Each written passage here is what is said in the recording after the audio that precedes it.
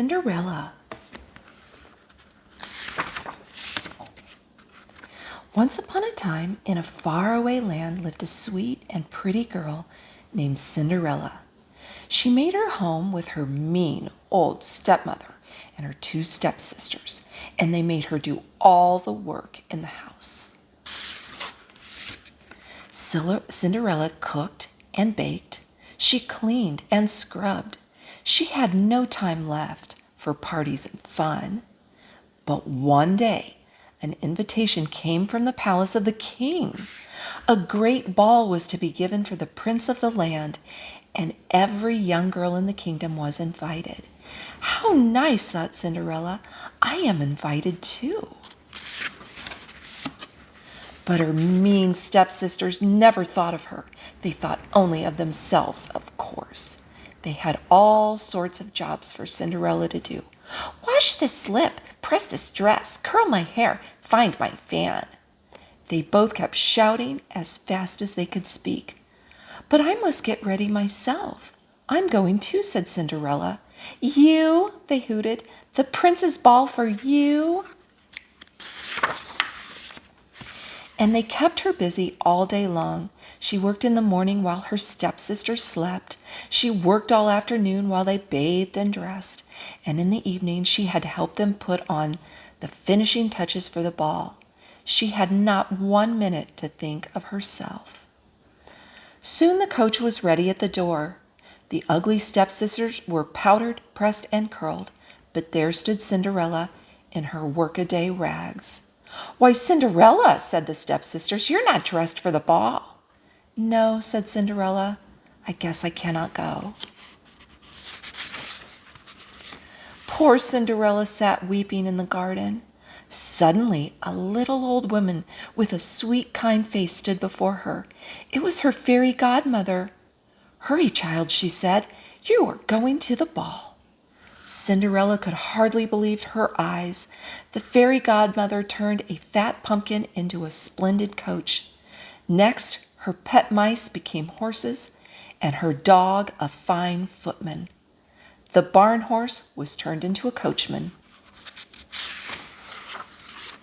There, my dear, said the fairy godmother, now into the coach with you, and off to the ball you go. But my dress, said Cinderella. Lovely, my dear, the fairy godmother began. Then she really looked at Cinderella's rags. Oh, good heavens, she said, you could never go in that. She waved her magic wand.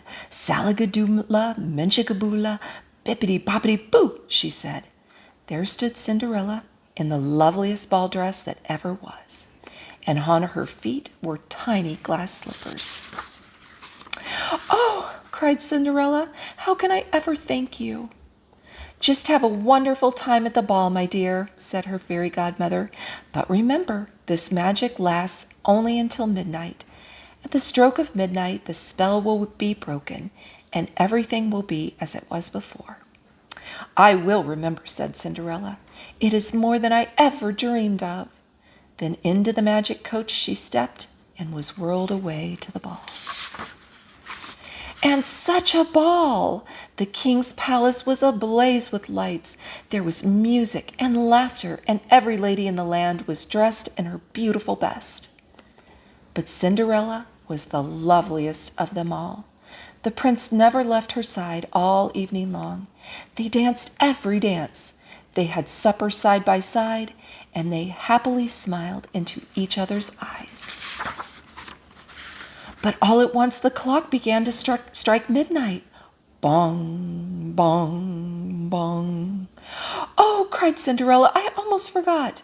And without a word, away she ran, out of the ballroom and down the palace stairs.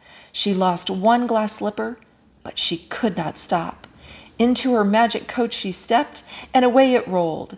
But as the clock stopped striking, the coach disappeared, and no one knew where she had gone. Next morning, all the kingdom was filled with the news. The Grand Duke was going from house to house with a small glass slipper in his hand, for the prince had said he would marry no one but the girl who could wear that tiny shoe. Every girl in the land tried hard to put it on. The ugly stepsisters tried hardest of all, but not a one could wear the glass shoe. And where was Cinderella? Locked in her room, for the mean old stepmother was taking no chances of letting her try on the slipper. Poor Cinderella! It looked as if the Grand Duke would surely pass her by. But her little friends, the mice, got the stepmother's key, and they pushed it under Cinderella's door. So down the long stairs she came as the Duke was just about to leave. "Please," cried Cinderella, "please let me try." And of course the slipper fitted, since it was her very own. That was all the Duke needed. Now his long search was done, and so Cinderella became the prince's bride and lived happily ever after. And the little pet mice lived in the palace and were happy ever after too.